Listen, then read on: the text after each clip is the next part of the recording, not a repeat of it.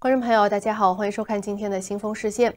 华尔街日报报道，北京找到了解决中国失业青年问题的方法，那就是把他们送到农村去。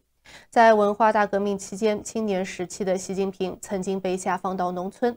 他在20世纪60年代末和70年代初在田里进行劳作，度过了数年时间。而半个世纪后，这位中国领导人似乎希望有更多的中国年轻人可以追随他的脚步。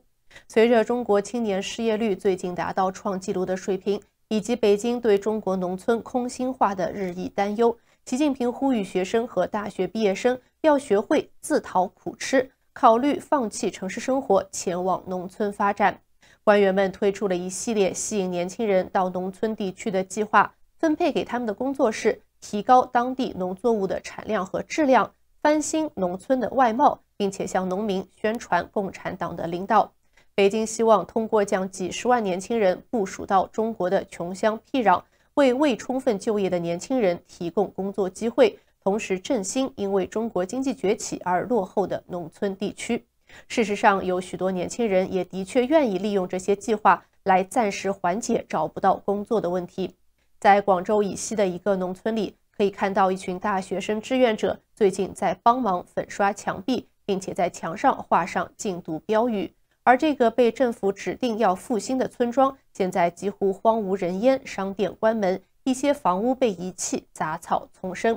一些学生表示，通过当志愿者粉刷墙壁，他们相信自己在以后申请入党时会更有优势，同时未来这也将增加他们进入政府工作的机会，这在简历上也是非常理想的一笔。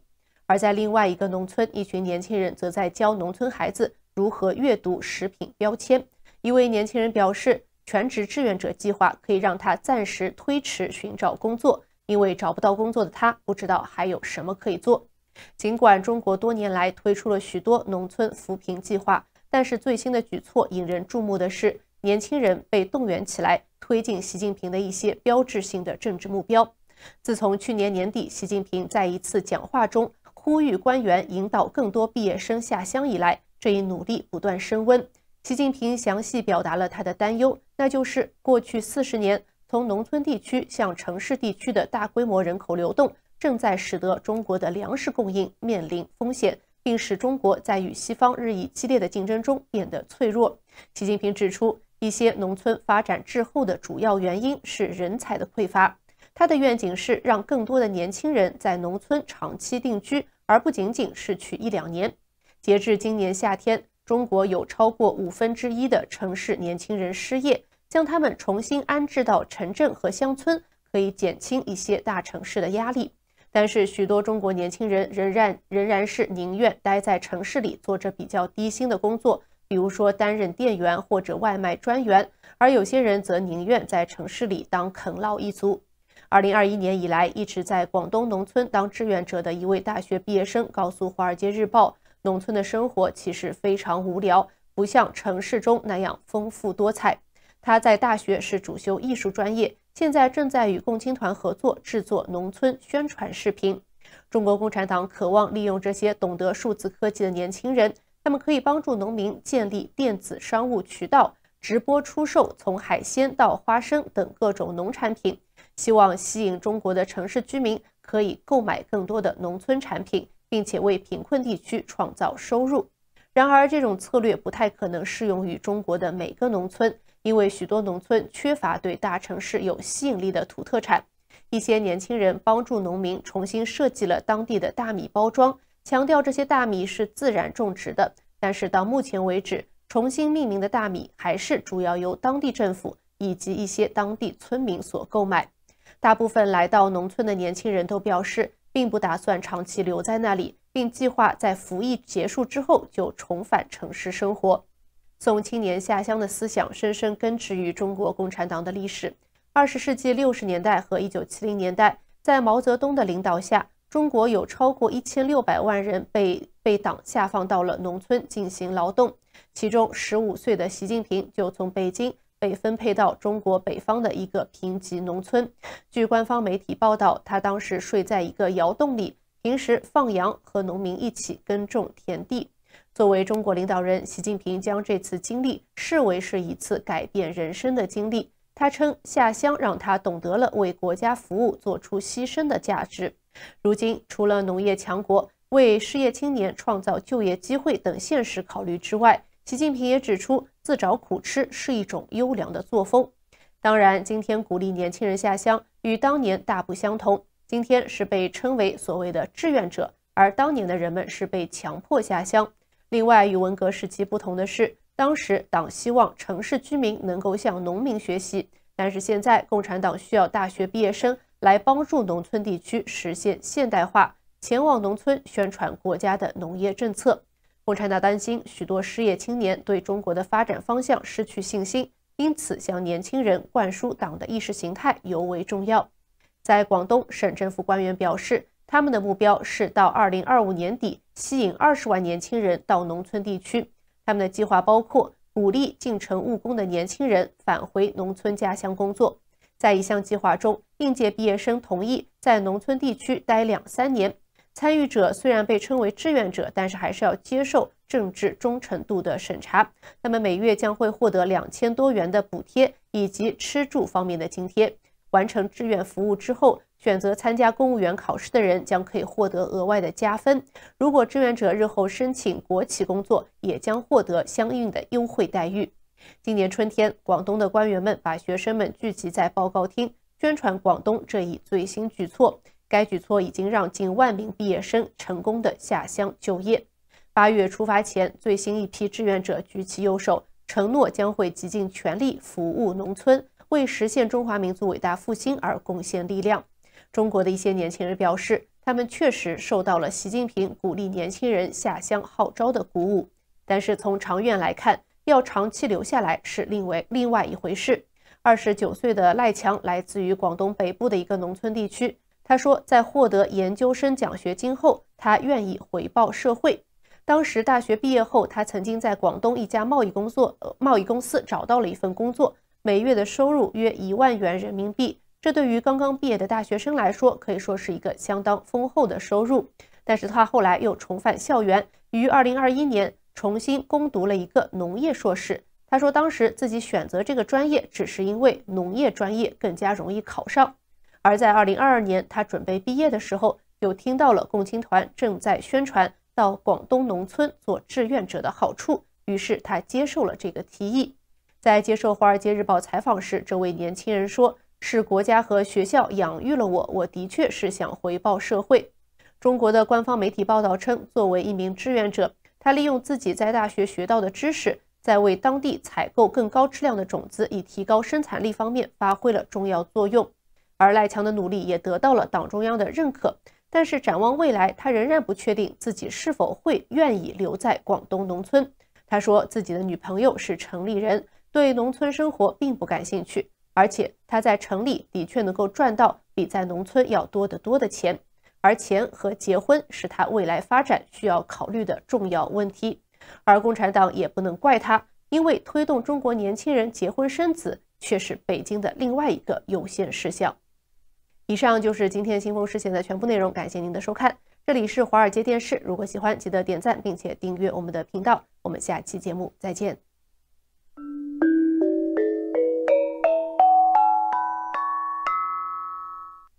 大家好，欢迎大家收看六度百科节目。本期节目内容如下：中央金融委的功能，领导者李强和副手。南华早报。中国国务院总理李强已确任为新成立的中央金融委员会 CFC 主任。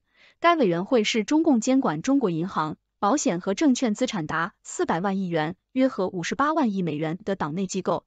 官方媒体周一披露，作为中国政坛第2号人物，李强与其他高层官员当天召开会议，讨论了如何落实去年10月2年一度的中央金融工作会议的建议，以及如何划分具体职责。在会上，据报道，李强表示，该委员会将优先考虑风险防范，并支持经济中的薄弱环节。中央金融委员会的其他重要成员是谁？党的中央委员、负责财政、贸易和经济事务的副总理何立峰是该委员会总办公室主任，将负责日常事务。曾任中央国有金融企业中国光大集团党委书记的王江被任命为办公室的常务副主任，前财政副部长夏先德是另一位副主任。中央金融委员会的职责是什么？该委员会直属于中央委员会，是一个最高决策机构之一。它是3月党的直接控制战略部门的重组的一部分，拥有管理财政规划、消除和防范系统性风险、为实体经济提供资金以及指导人民币在海外使用等任务的授权。党和国家职能的全面改革导致了该委员会的成立，还重新定义了中国人民银行、中央银行的角色。据南华早报上月报道，超过100名官员已从中央银行、证券和银行监管机构、财政部和国家发展和改革委员会国家的首席经济规划机构调任。中央金融委员会于9月底开始运作，当时中国的房地产部门一个主要的经济支柱和地方政府仍然背负沉重的债务，这使得全球第2大经济体的稳定和复苏岌岌可危。中央金融委员会，这个听起来就像是金融界的绝对秘密社团，其实它是国家金融政策的大脑中枢和指挥棒。如果把国家的金融系统比作一场盛大的交响乐团，那么中央金融委员会就是那位挥动指挥棒的指挥家，确保每一个金融乐章都能和谐悦耳地演奏出来。首先，中央金融委员会的职责之一是制定金融政策。就像一个厨师精心调配菜谱，中央金融委员会会根据经济形势的需要，调配一系列的金融政策，确保经济的大锅饭既营养又美味。接着，监督和管理金融市场，这是它的另一项重要职责。想象一下，如果金融市场是一片森林，那么中央金融委员会就像是森林管理员，要确保森林中的每一棵树都健康成长，没有病虫害来破坏这片生态平衡。第三，他还负责协调各种金融机构的行动。这就像是在一个大型晚会上，中央金融委员会要确保每个服务员都按照流程为宾客服务，避免出现上错菜、撞杯子的尴尬场面。此外，中央金融委员会还要负责维护金融稳定。在金融市场的海洋中，它就像是一艘巨轮的船长，必须时刻警惕海上的风浪，确保这艘大船平稳航行，不会因为一场风暴就翻船。为了实现上述目标，中央金融委员会还要研究金融法规，就像一个法律顾问，为金融行为制定规则，确保每个参与者都能在法律的框架内活动，而不是像野蛮生长的藤蔓一样四处乱爬。金融创新也是他的工作之一。在这个快速变化的时代，中央金融委员会需要像一个创新工程师，不断地研发新的金融工具和服务，以适应市场的需求，让金融市场充满活力和创造力。当然，它还需要负责国际金融合作。在全球化的今天，中央金融委员会就像是一个外交官，与其他国家的金融机构交流合作，确保国家金融的利益在国际舞台上得到维护。最后，中央金融委员会还要承担起风险管理的职责。就像一个经验丰富的风险投资家，他要对金融市场的风险进行评估和管理，防止那些可能导致严重后果的风险成为现实。总结一下，中央金融委员会就像是一个全能的金融超人，他既是厨师，又是管理员，既是指挥家，也是船长，既是法律顾问，也是创新工程师，既是外交官，也是风险投资家。它的存在确保了金融市场的和谐与稳定，让我们的经济生活更加美好。而它的智慧和幽默，就像是金融市场上不时闪烁的那一抹亮色，给人以启迪和愉悦。它与其他经济机构有何关联？李强和何立峰都是中央财经委员会 FIAC 的成员，这是由国家主席习近平领导的一个强大的党组织，负责所有主要经济政策。中央金融委员会将执行党的最高领导层关于金融的决定和指示。李强是 FIAC 的副主任，而何立峰上月还被确认为其总办公室主任，这表明何立峰将协调 FIAC 和 CFC 之间的工作和沟通。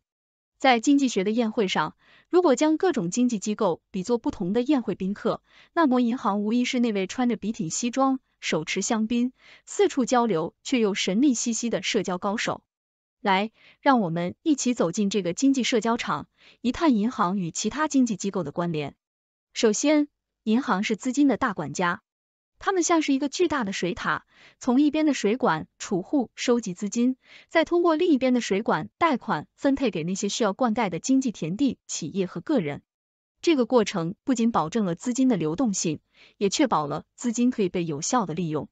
接着，银行和政府之间的关系就像是一对舞伴，政府透过货币政策引导银行的舞步，而银行则通过贷款和存款利率的调整，向市场传递这些信号。当政府想要刺激经济时，它可能会对银行耳语，让他们降低利率，这样企业和个人就更容易借到钱，从而增加投资和消费。然而，银行和股市之间的关系就有点像是竞争对手。当银行提供的存款利率很低时，人们可能会将钱投向股市，寻求更高的回报。反之，当股市表现不佳时，银行的安全港又会变得吸引人。接下来，银行与保险公司的关系可以比作生意伙伴。他们通常会合作推出各种金融产品，比如结合储蓄和保险的理财计划。在这种合作中，银行负责吸引客户，保险公司则提供风险保障。谈到债券市场，银行则像是中间人，他们帮助政府和大型企业发行债券，吸引投资者购买。这个过程中，银行不仅赚取佣金，还有助于平衡市场的供需。当然，银行和其他金融机构，比如信托公司、投资银行的关系，就像是行业内的远房亲戚。他们提供的服务有所不同，但又经常在金融市场上相遇，有时合作，有时竞争。再来看看银行与中小企业的关系，这就像是邻居之间的互助合作。银行提供贷款，支持中小企业的成长，而这些企业的发展又会带动银行业务的增长。最后，银行与消费者的关系则是最为直接的。银行提供各种便利的金融服务，帮助人们管理个人财务。从日常的存取款到买房买车的贷款，银行都扮演着不可或缺的角色。总结一下，银行在经济生态系统中就像是一个多面手，与各种经济机构有着千丝万缕的联系。他们既是资金的管理者，也是政策的执行者，更是市场的参与者。在经济的大海中，银行就像是一艘大船，承载着各方的希望，穿梭在不同的港口之间，确保货物、资金的顺利流通。而这艘大船的航行，无疑对整个经济的风平浪静起着至关重要的作用。谢谢您收看六度百科，这是由一群科学家、经济学家、专业媒体人、工程技术人员合作制作的百科类节目。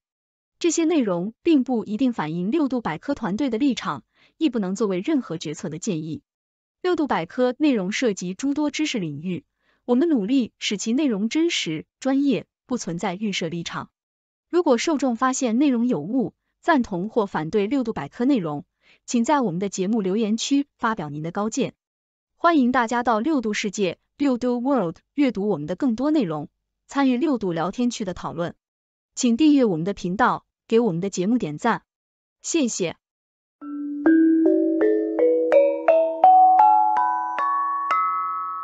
大家好，欢迎关注华尔街电视频道。这期热点深度关注马云想全身而退却退不了吗？其家族信托拟减持阿里巴巴的消息曝光后，最新消息有指马云一股都没有出售。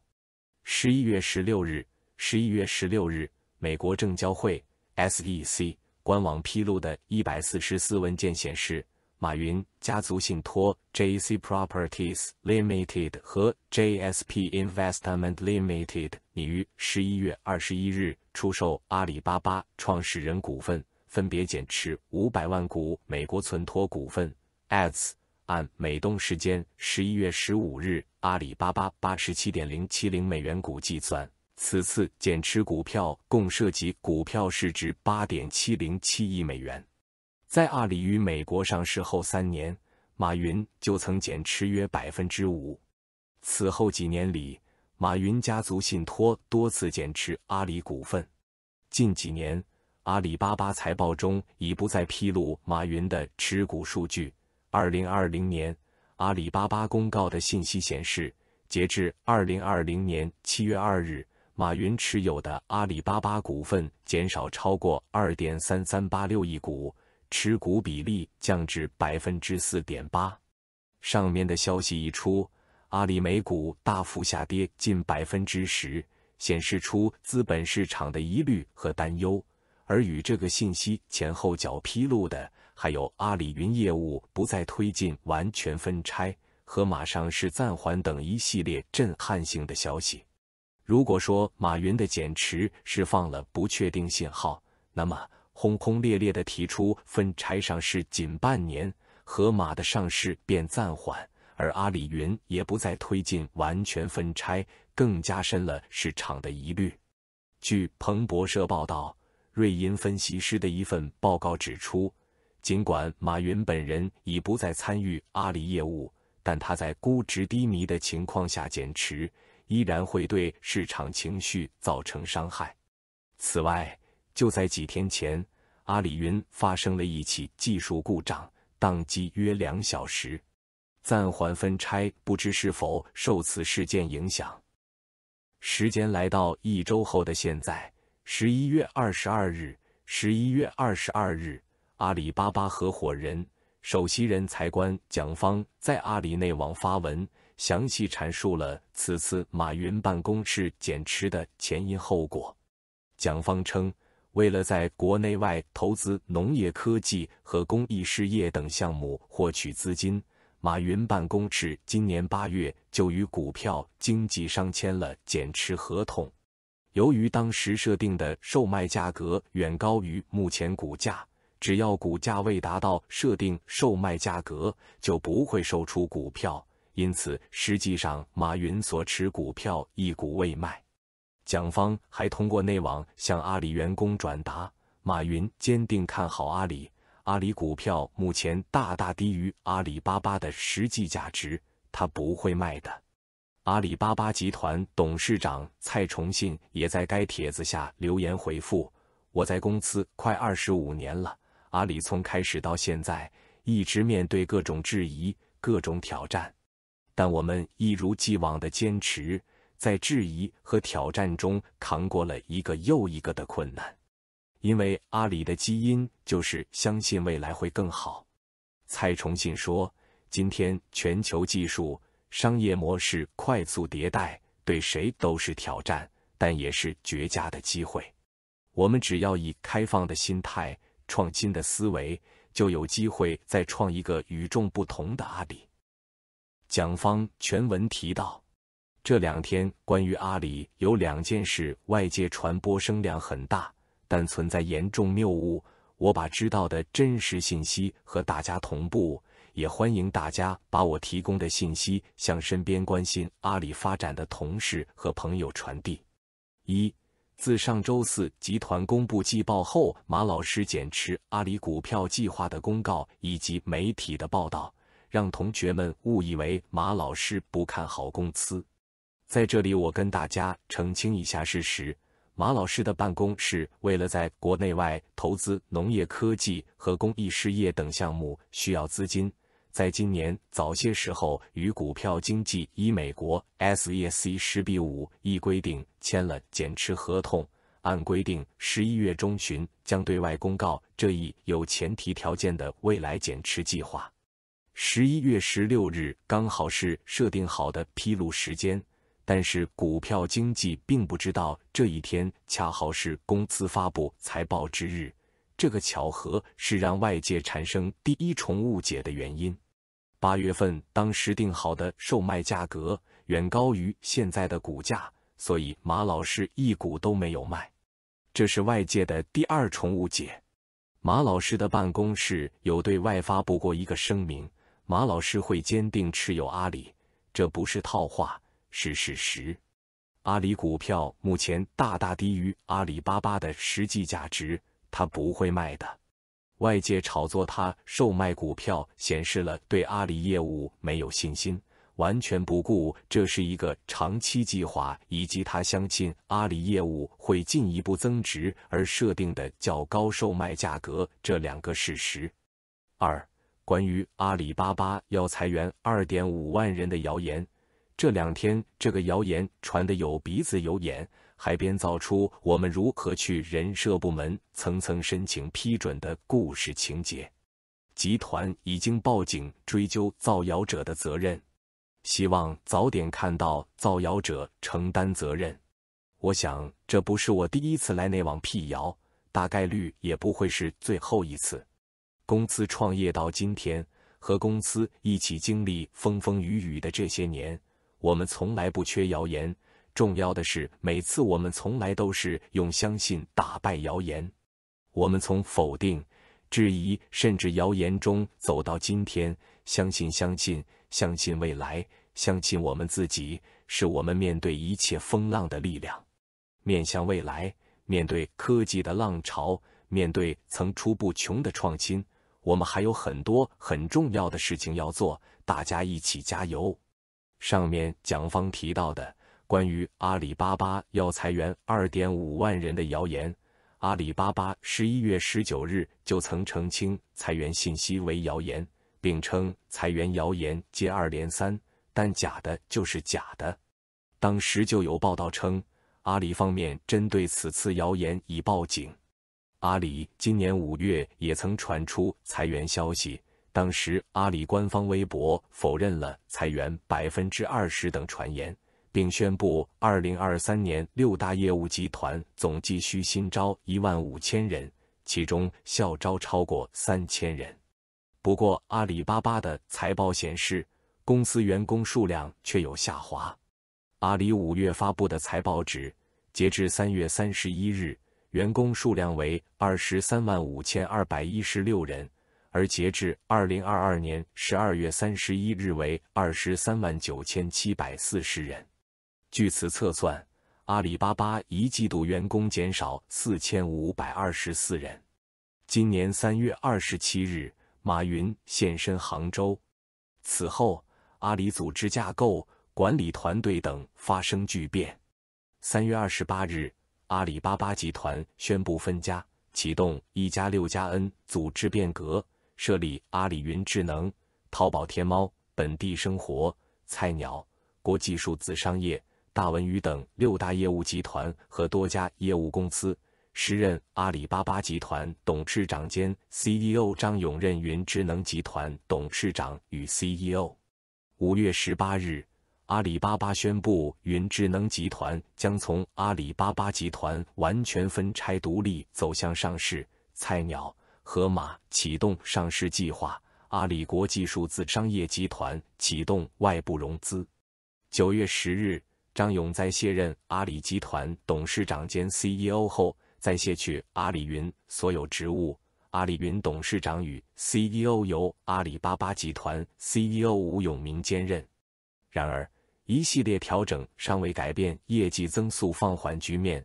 11月16日晚，阿里巴巴公布2023年3季度财报，本季度实现收入2247.9亿元，基本与市场预期一致，非公认会计准则 non-GAAP 下净利润为401.88亿元，同比增长 19%。non-GAAP 下摊薄后，每股美国存托股收益为15.63元，同比增长 21%， 略高于分析师预期的15.1亿元。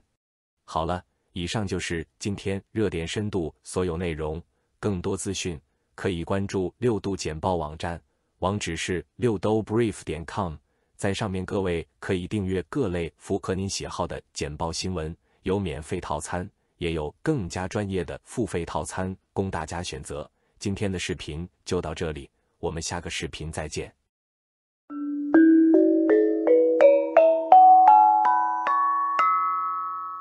July, let's start with the South China Sea. From your perspective, how does the Philippines view the current situation and Chinese behavior in the region? My view is that the situation has been the same in the sense that China is doing what it's doing. We have to react to what it is doing. I don't think there's any significant change in Chinese behavior except that with the attempts of the Philippines to expose this and show the world what China is doing, it drives China to present its views more broadly or attempt to influence how the world sees what it is doing. But I don't think there is any significant change in Chinese behavior. It is pressing its claims in the South China Sea. It is doing what it can to pressure the Philippines and the like. So this has been going on, and it's only now that people are actually seeing what China is doing. Thank you, July. Could you expand a little on what exactly is China doing in the South China Sea that is most concerning to the Philippines? What is China doing differently now, both in terms of activities, but also how it's casting its behavior? So we do have two areas of tension, right? We have the second Thomas Shoal, what we call in the Philippines the Yungin Shoal. And the incidents here in the crisis situation here refers to China's attempts to block our resupply mission to our troops stationed in the Sierra Madre. So this creates a lot of problems because these are assertive, aggressive approaches that attempts to deter the Philippines from doing what it needs to do, which is to resupply its troops. And it's illegal precisely because Ayungin Shoal is part of the Philippines' exclusive economic zones, and the arbitral tribunal has already ruled that the Philippines has sovereign rights over Ayungin Shoal or Second Thomas Shoal, meaning it's the only country allowed under international law to conduct activities in the Second Thomas Shoal.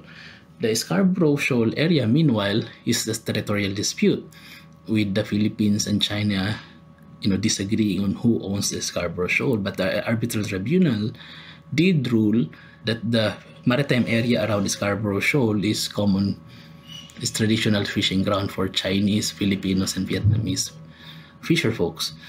But China has been preventing Filipino fisher folks from entering into the lagoon of the Scarborough Shoal, thereby preventing them from actually fishing in traditional fishing grounds that their ancestors have been using for centuries. So these are the two areas where incidents are happening in the South China Sea between the Philippines and China. In these two locations, we're seeing a range of aggressive Chinese activity. There has been media reporting on Chinese boats colliding with Philippine vessels to block resupply. There's also been reporting of Chinese use of water cannons against Philippine vessels. Are there other types of significant PRC behavior that we should be paying attention to? So in the Scarborough Shoal, for example, there was that incident where our Fisheries and Aquatic Resources, which is in charge of monitoring fisheries-related violations, and the Philippine Coast Guard saw that China was blocking the area, the marine area, by using nets, thereby preventing Filipino fisher folks from fishing the area. That has been an action that increases the tensions because the arbitral tribunal has already ruled that the Filipinos have the right to fish in the area. So what makes it more complicated is that generally, these areas are also where ships can transit through. Any potential incidents there could really create tensions between countries. The difference between what China does and what other countries does is that China has the ability and the resources to keep pressing countries such as the Philippines in the South China Sea to have a staying power in the area that no other country has. So that makes it problematic precisely because it can do these things which we cannot do, right? So it can swarm the area with its maritime militia, and at the same time, short of any kinetic actions, China is actually pressuring countries such as the Philippines through harassment of our resupply and so on. So these, I think, are very problematic because you can see that China is not being deterred even by the exposure of its activities. So in that sense, the question is, how long can countries such as the Philippines last in the case of such obvious drive to pressure us to buckle down or to submit to Chinese behavior? And this kind of pressure, short of any kinetic action, is actually something that countries need to look into, because it gives China an advantage without any outright attacks or such. It is able to maintain a very assertive stance in the area. So how do we respond to that? Do we have the resources to maintain ourselves in the area and to respond to these threats? These, I think, are some of the most problematic aspects of PRC activities in the region, because it lays bare the difference in how the Philippines and China conduct their activities in the South China Sea. So how does the Philippines respond to China? Are there standard operating procedures for dealing with China's persistent presence and activities? What the Philippines is doing, I think, is one, it is being consistent in asserting its rights, including, among others, the right to resupply the ship in the Yungin Shoal, precisely because, while under international law, the Philippines has sovereign rights over the area.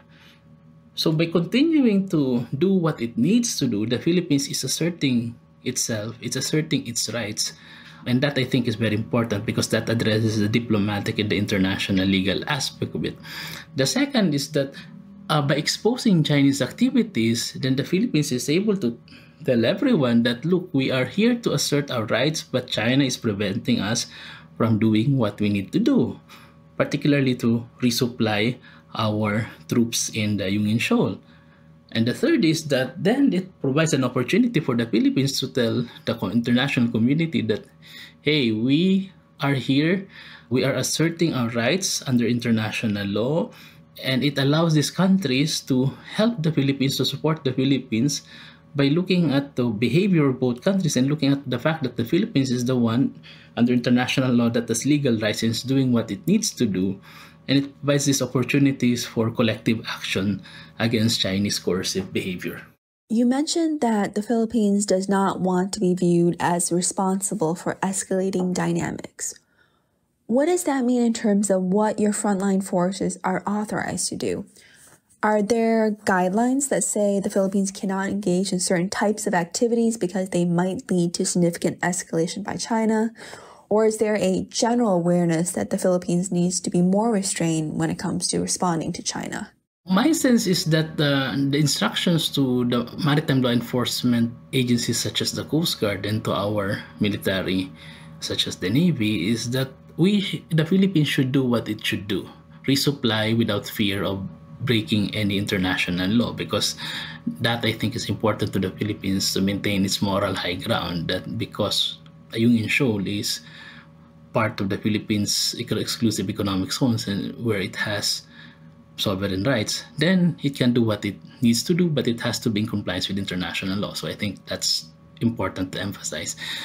But I think the second is that definitely the Coast Guard and the Navy won't be pressured to do anything radical such as assertive or aggressive actions against Chinese vessels. They are, I think, showing that they are true professionals by sticking to the rules of engagement, not violating international norms such as collision regulations and all that.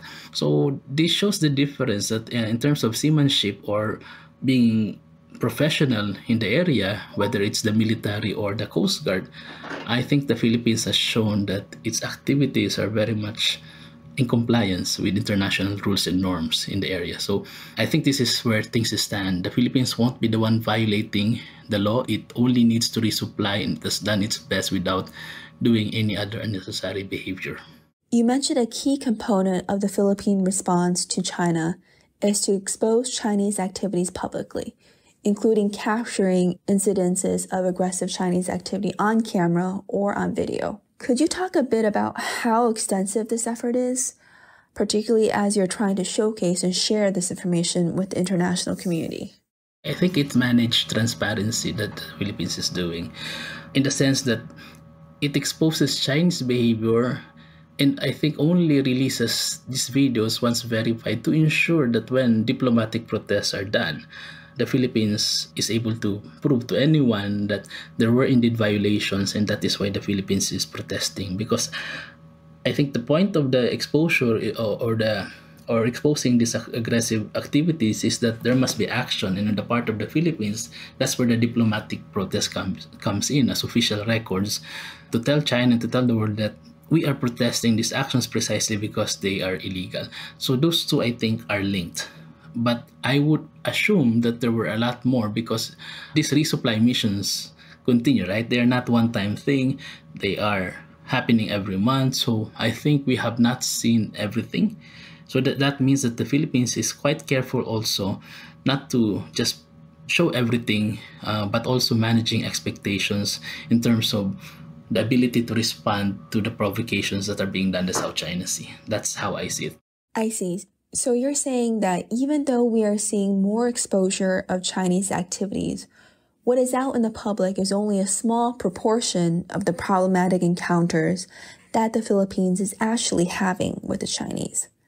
And the reason there hasn't been full exposure is because that might actually put both sides in an awkward situation.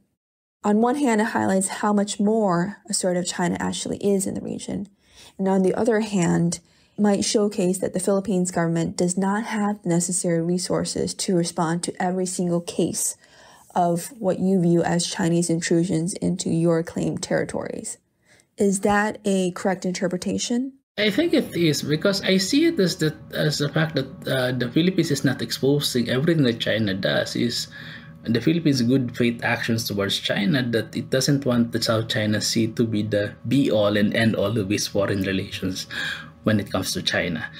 That's one. And the second, I think, is that the fact that the Philippines manages the release of this information is because it wants to be able to assert that when it files this diplomatic protest, or when it does its activities to assert its rights, it does so in a non-provocative manner. So I think it's very important to emphasize these two things. And also because we don't want to desensitize everyone, right? I mean, constant exposure would not be helpful if at the end of the day they don't lead to any meaningful action. So I think this is where the Philippines is trying to balance exposing Chinese aggressive behavior, but at the same time trying also to make sure that when it exposes China's behavior, it does lead to activities such as filing diplomatic protests. Thank you. I do also want to discuss the broader Philippines-China relationship, because as you mentioned, South China Sea is only one issue between the two countries. How does the broader relationship, including the Philippines' robust trade and economic relationship with China, feature into, if any, the Philippines' response in the South China Sea? I'm glad you asked that question, because I think it's important to emphasize that the Philippines is trying its best to do what China wanted to do in the first place a few years back. China was always saying that we should be able to compartmentalize our relations and the South China Sea should not be everything. Now that the Philippines is the one telling China that the South China Sea should not be the end-all and be-all of everything, it's now China that's not trying to do this. It's basically China is not doing what it wanted the Philippines to do before. So that's how I see it, because the Philippines does want improved relations with China. If you remember, China was among the first countries that President Marcos visited. I think he showed China good faith in the first year of his administration, but you could also see that Chinese did not take him seriously. The package that they offered him when he visited China was not as significant as some of us were expecting. So that really tells you that the Chinese, I think, were wary and did not accept the good faith approach that President Marcos had.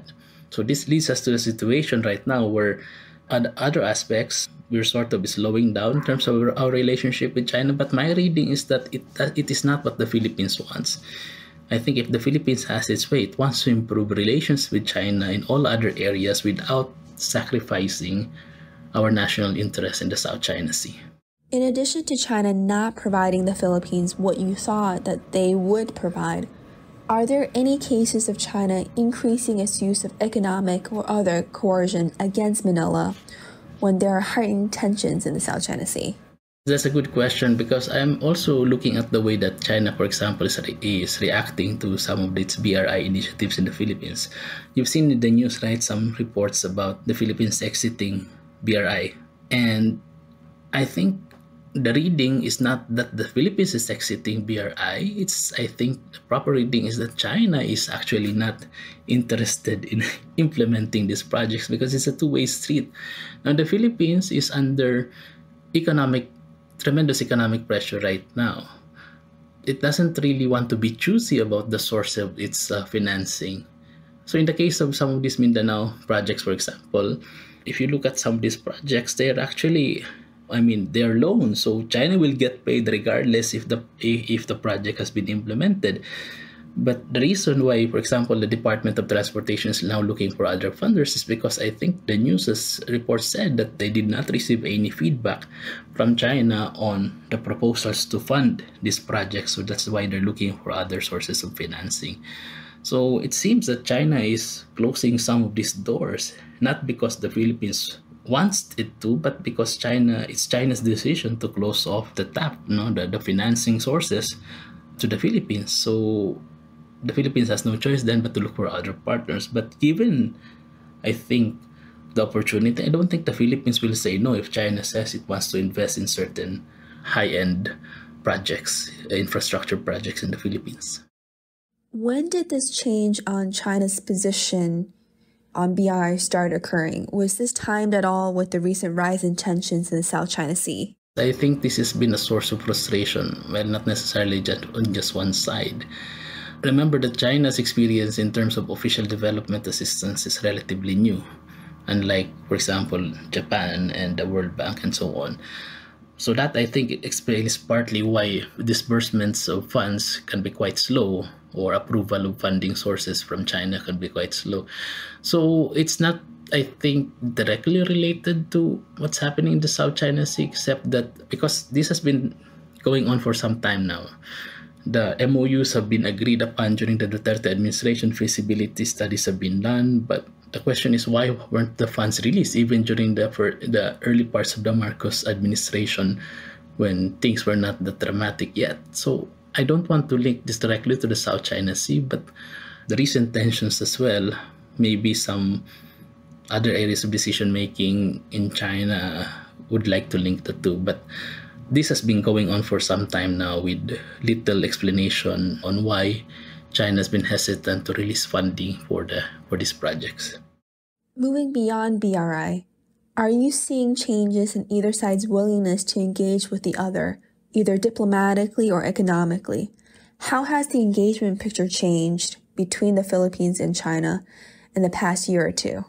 I think the Philippines wants to continue engaging China. I think meetings have not stopped, whether it's with the diplomatic or economic front. Chinese engagement has gone local as well, so one can only assume that there are a lot of things going on that we don't see at the national level. I've seen recent news about China being potential or one of the bigger markets for durian, for example, coming from Mindanao. So I think overall, both sides are still willing to make things work in other areas.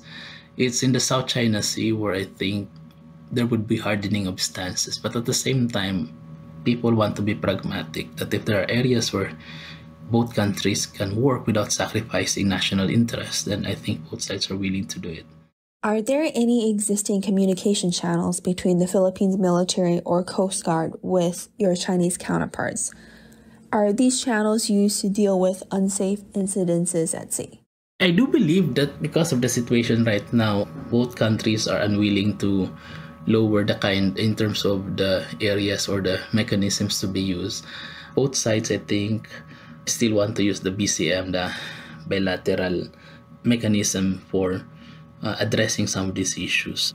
I don't see the Coast Guard to Coast Guard avenue or the military to military talks as going to work or going to be sanctioned on the Philippine end, precisely because there are political and diplomatic aspects of it that can't be left alone left to the operational levels. And I think one note, during some of these incidents, I think the Foreign Affairs Secretary mentioned that one problem actually is that when they used the hotline, it wasn't working, which tells a lot about why some of these mechanisms, I think, needs to be reviewed as to see how they're working or if they're working at all. So this, I think, is important because if both sides are saying that they want to make it work, then what are the mechanisms? Is it the bilateral consultation mechanism or elsewhere? Because if the hotline is not working, it tells a lot about trust in how the mechanisms are going to work to address crises and potential tensions. July, would you mind spelling out for our listeners what the BCM is? So the BCM is the bilateral consultation mechanism, bilateral consultative mechanism, which has been going on, which has been a mechanism for the past years used by China and the Philippines to address some of these issues. They are led by foreign ministries with various ministries, including defense, national security, the military, the Coast Guard represented in these mechanisms. On the Philippine side, it's always headed by one of the senior DFA undersecretaries. So that tells you how the approach is. It's a whole of government approach and institutional approaches to address these tensions. And how frequently does the BCM meet? It's supposed to meet yearly, precisely because the BCM has been the preferred mechanism to address issues between the two countries. And you had also mentioned a hotline, and that when the Philippines tries to use the hotline to call China, they often don't pick up the phone. What is this hotline? Is this separate from the BCM? So it is a separate mechanism which was agreed upon by both countries so that when there's a response, when there's a crisis situation, both sides can should easily be able to reach each other. But it seems that in some of these incidents, that didn't work. And where is this hotline situated? Is it between the foreign ministries or between the ministries of defense? That I'm not sure, but in the news, for example, that I read, it was the Foreign Affairs Secretary who mentioned this hotline.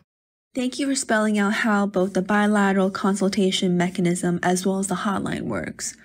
So as you're looking at what's happening around Scarborough Shoal, Second Thomas Shoal, do you see there is a risk that these recent tensions could spiral into a larger crisis between the Philippines and China? Just stepping back a little bit, the hotline was actually one of the agreements signed during the visit of President Marcos to China in January of this year. And I wanted to highlight that precisely because it tells us that China agreed to this hotline really as a mechanism to avoid miscalculation and provide opportunities for communication should crisis happen. This was signed during the state visit of President Marcos to China in January of 2023. That, I think, is important to emphasize precisely because then it leads to this question about what could escalate, right? What could cause escalations in this area. And part of it is really miscommunication or the lack of communication over intent. And the problem is that even though the Philippines has been trying to underplay its activities, right? Even its resupply, it uses this boat, the Unaiza May, which is not even owned by the Philippine Navy, but basically contracted vessel. So the Philippines is doing what it can to downplay the situation. But if Chinese activities seem to look like it's basically hunting down Philippine vessels that are on a resupply, what does it tell everyone? What does it tell people who observe the situation about Chinese intent over our activities in the South China Sea? So that, I think, is a question worth pondering over. It seems like, July, what you're suggesting is that even though the Philippines is wary of escalating on your end, you don't see the same type of restraint on the Chinese side. Yes, because the Philippines, I think, wants to be able to still work with China. I think the Philippines has a myriad of problems in economic and political sectors and doesn't want a diplomatic crisis. But unfortunately, the Chinese do not seem, the PRC doesn't seem to want to return the favor. It continues to aggressively harass our vessels. It continues to do all of these actions that violate international norms. It continues with its coercive activities. So that creates problems for the Philippines on how to deal with the China that is recalcitrant and doesn't want to use reason in terms of how it moves in the South China Sea. I also want to follow up on an earlier point you made. You mentioned that more transparency on what China is doing can also help the Philippines obtain international support and empower collective action. Are you seeing that now? Are there more cooperation or other forms of collective action between, for example, the Philippines, Vietnam, or other South China Sea dispute claimants against China? Well, in terms of the claimants, I don't see that happening, but the Philippines has been getting a lot of support from countries such as Japan, Australia, Canada, the UK, The European Union, for example, sending strong messages as well as providing assistance in different forms, whether financial offers or to help develop our maritime domain awareness, and so on. In fact, for example, we have South Korea sending out statements in support of the Philippines by citing the UN Convention on the Law of the Sea, which is surprising because this year is the only time that South Korea started making statements on the South China Sea. So that tells you that the Philippines is not alone. Many countries are seeing that continued attacks against UNCLOS does not help the international order or the international system. So we're seeing that, but we are not seeing the same level of action when it comes to the claimant states. And I think it's precisely because they have different ways of approaching or being pressured by China. Great, thank you. I do want to spend a little bit of time looking at what's happening beyond the South China Sea. Can you share with our listeners how you or folks in the Philippines view the situation in the Taiwan Strait? And particularly, what does that mean for the Philippines? Would the Philippines be willing to be involved in a crisis or conflict that might emerge in the Taiwan Strait? I think the Philippines is always wary of actions or tensions in areas where there are a lot of Filipinos. And Taiwan is an area where you do have a lot of overseas Filipinos, around 150,000 or so. Its proximity to the Philippines is also something that needs to be considered. It's so near the Philippines, for example, that in Batanes, they're basically able to pick up Taiwanese cell phone signals. And so that tells you that proximity-wise, the Philippines and Taiwan are close. And so the geopolitical tensions there really, I think, are being considered by the Philippines. But at the same time, we have to look at it in terms of the overall situation where our tensions in the South China Sea, I think, are more urgent, given what China is doing, as opposed to what's happening between China and Taiwan, which is a bit more, right now, more of a diplomatic tussle. July, from your perspective, is there concern that crises or tensions in the Taiwan Strait could be linked to tensions in the South China Sea and vice versa? The problem with these tensions is that at some point they just become linked by the sheer impact of the events. So if something happens in the Taiwan Straits, that will definitely, I think, activate or spill over into the South China Sea. So in the same way that if something happens in the South China Sea, that can be a conflagration in other areas, because we're not talking here about land borders, right? We're talking about a very fluid area. So I think that's the danger of the situations in the South China Sea and the Taiwan, that they could easily be linked together. And given that the Philippines could be drawn into a conflict, either willingly or inadvertently, do you think that there is appetite to support the U.S. operating from the Philippines in a conflict for the defense of Taiwan? That we have to think about because of the proximity issue and the numbers issue in terms of Filipinos there, and the fact that you have Southeast Asian countries also having a lot of citizens in Taiwan, and the Philippines is the most logical area for potential evacuation, for example, of refugees. If that happens, then the Philippines has to think about how to respond to potential Taiwan crisis. But in a survey that we did last year, and we're going to do the survey again this year, even in the eyes of the national security community, the Taiwan crisis is not that high in terms of prioritization. It leaves us with questions on what would happen should the U.S. ask for assistance in an event of a Taiwan crisis. And I think the Philippines has shown to the U.S. and to everyone that in many times that the Philippines has called on the U.S., the Philippines has responded to these calls positively. We have been in U.S. conflicts everywhere, from Afghanistan to Vietnam to Korea. I don't see why it would be different this time. But at the same time, I think there's now awareness in the Philippines that Philippine issues cannot be sidelined because of other issues in other areas. And I'm talking about the fact that, South China Sea is still a priority, or still top priority for our security sector. Let's unpack that a little more. You mentioned that there's concern that the Philippines should not be sidelined for other priorities. So is there a sense in the Philippines that the United States is not giving Manila enough attention?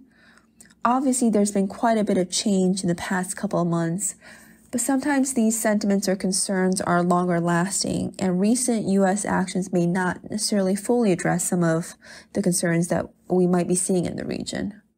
I think the trust in the U.S. diplomatically is quite high. Recent surveys have shown that the U.S. is still a preferred partner of choice. And I do think that we are still playing catch-up, right, with what happened in Scarborough in terms of trust. So we're still rebuilding the trust. I think both sides have shown candor and willingness to not move past, but work through these issues to ensure that should potential crisis occur, both sides are on the same page. But that is still, I think, a work in progress. I think the Philippines doesn't want to be seen as a second-tier issue when it comes to the Indo-Pacific, particularly in this Dispersed Island chain. So that has to be considered as well when we're talking about Taiwan, the US, and the role of the Philippines in potential conflicts. Of course, thank you. Let me try to wrap things up in the interest of time. Looking forward in the next 6 months to a year, what are you most concerned of in terms of what might happen between the Philippines and China? What worries me is that China's inability to reflect on its actions in the South China Sea continues to shape the way that it behaves. What I mean by this is that we should expect China to be more aggressive, and this is what I emphasize when I comment on the transparency initiatives, that we have to be also careful because China also looks at the way that the Philippines and its partners and allies reacts. And if Chinese assertiveness and aggression does not get any appropriate response, how would China read that? China would probably read that as, well, they're not reacting, they're not doing anything to our aggressive behavior, so maybe we should just continue. So this is again the sort of cabbage strategy, right? That they've been doing, peeling layers of actions short of any kinetic conflict and seeing if there's any adverse reaction. And if they don't see any adverse reaction, that I think shapes the way that they think, and that would potentially be dangerous for everyone.